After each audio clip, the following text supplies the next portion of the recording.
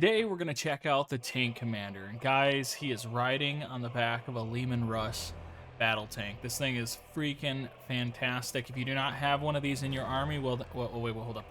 I forgot. I'm supposed to say, how good is this unit? You gotta have him. Like, you actually have to have the tank commander in your army. He is fan-freaking-tastic. Let's talk about it a little bit. 300 points to field this unit. In comparison to, like, the Leman Russ, it's 40 more points than this. So just keep that in mind, okay? That does matter. And then also the Rogel Dorn, if you're looking at that tank, it's 50 more points.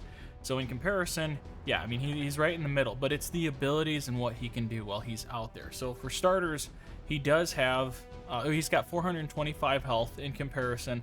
The Rogel Dorn has 500, and the Leman Russ has 400, so 25 extra points. He also, of course, HQ units have 2 attacks. 4 movement, 9 armor, negative 15 evasion. Those are all the same here. I think the Rogel Dorn, yeah, the Rogel Dorn and the Leman Russ have a little more negative evasion. So with that being said, let's look at what's on this bad boy, right? So for starters, you end up getting the Battle Cannon. The Battle Cannon has 1 attack.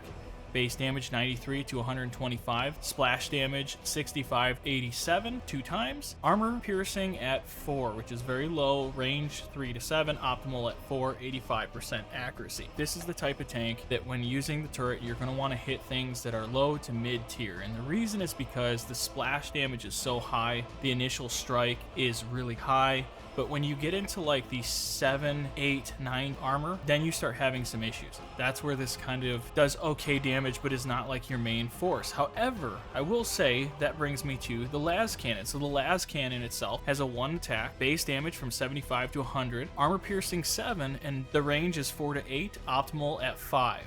Now, again, that's important, especially with the 90 accuracy. That's very important because you're going to get more optimal damage to a unit that is out there in that farther range. Like, that's going to make more sense for bigger units. Also, it has a cooldown time of 3, and it doesn't cost anything to use this ability. It's not an action point. Next, you have the option between the Heavy Bolter, Heavy Flamer, the Plasma Cannon, the Multimelta. Heavy Bolter comes in at 28 attacks, base damage 6 to 8, armor piercing 3, range is 1 to 8, optimal at 4 with 85% accuracy.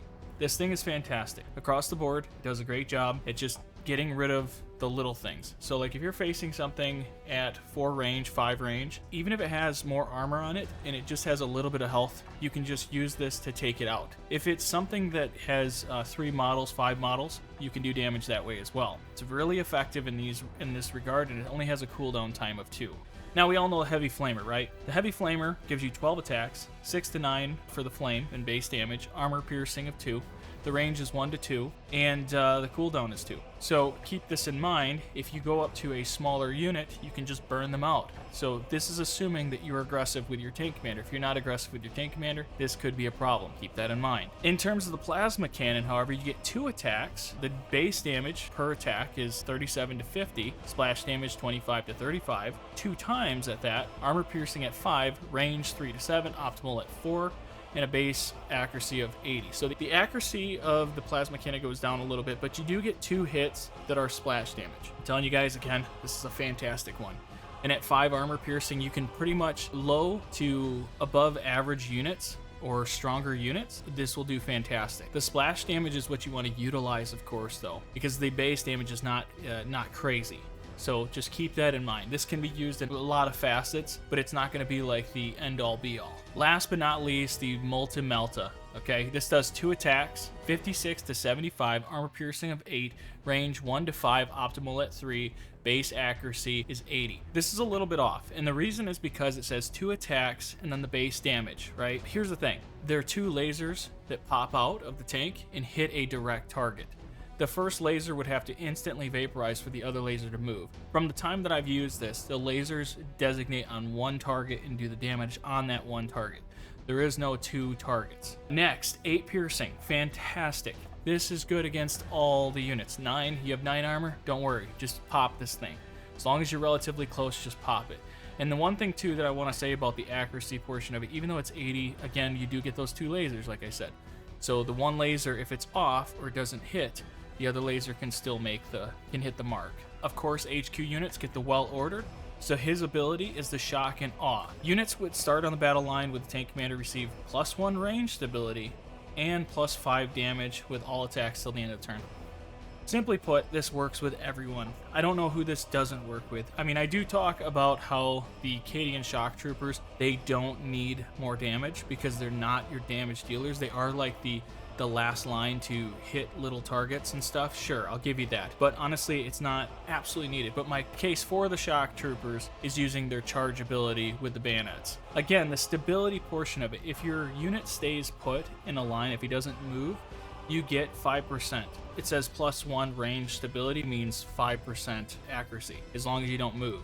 So as long as you are just sitting in a line with like the heavy weapons unit, the Basilisk or the Dorn or whatever it is, whatever you have, this will make them stronger. It'll make them better. The next ability is Pound Them to Dust. A unit takes a range attack with up to 3 shots with -50 damage, however, has 10 splash hits. This is mind-boggling. If you have a unit or somebody you're facing who doesn't have a crazy amount of health, but has a lot of models still, a lot of units within the like all the models within the unit, you want to use this ability. What it does is it hits 3 times, right? We talked about the damage getting cut in half. The half of the damage would be like 47 to 77. Let's just pretend for a second, right? You get 3 times of that opportunity. It already comes with 2 times splash damage. This would make it 10 times splash damage. But the splash damage getting cut in half and then doing it 10 times compared to 2 is doing way more damage than what's indicating in that. I wish they gave us the exact stats for the turret. That would, I think, change most people's mind when they look at this, because by default it doesn't seem great, but it's amazing. The last but not least is Blitz Them. Affects a single vehicle friendly target within 2 tiles. You can literally point at any vehicle as long as they're 2 tiles away and you say, you get 1 action point. Now granted, you do have to give up your own action point to do this, but the good thing is that that unit can now take a vital shot. One of my favorite units that is here, I don't have a lot of these, but I'll use like the Vanquisher Battle Cannon. Okay, this thing does for 1 shot 150 to 200 ballistic damage. Armor piercing 8. Range goes from 6 to 10. The reason why that's so important is because if you give control to this unit to make a key second shot on one of the biggest enemies, this thing will snipe it out. So keep that in mind. This thing can come in clutch. This thing can tell another unit, hey, I am not going to kill that thing, but you are specialized at killing those things. Kill it. That is the point of Blitz Them. And then in terms of Volatile, this is again just like any other vehicle. It explodes on death, does 50 to 70 damage at armor piercing of 3. Keep that in mind. It can be very dangerous to your units if it blows up. So that brings me to the big question. Is the tank commander a good unit? Well, I answered it at the beginning. Abso-freaking-lutely. If you do not put this in your army, you're missing. You are missing out. You are literally missing the mark. And I'm willing to confidently say that this thing can do so many things, and for 300 it hits the mark in between 2 tanks that you can utilize even more by its abilities. It does its damage. Yes, it's not the really high-end armor piercing. I can get behind you on that. I get it. It's not crazy. The splash damage is really good. The base damage is good. But taking out clear-cut enemy units is what matters. Using a variety of options to kill your enemy is amazing. And that's what this thing does. That's the whole point of it. It may not have as many features as like the Rogel Dorn battle tank. You have more options there. Or even more so, the Leman Russ battle tank, because of the turrets that you can put on there. I get it. But it makes those tanks better.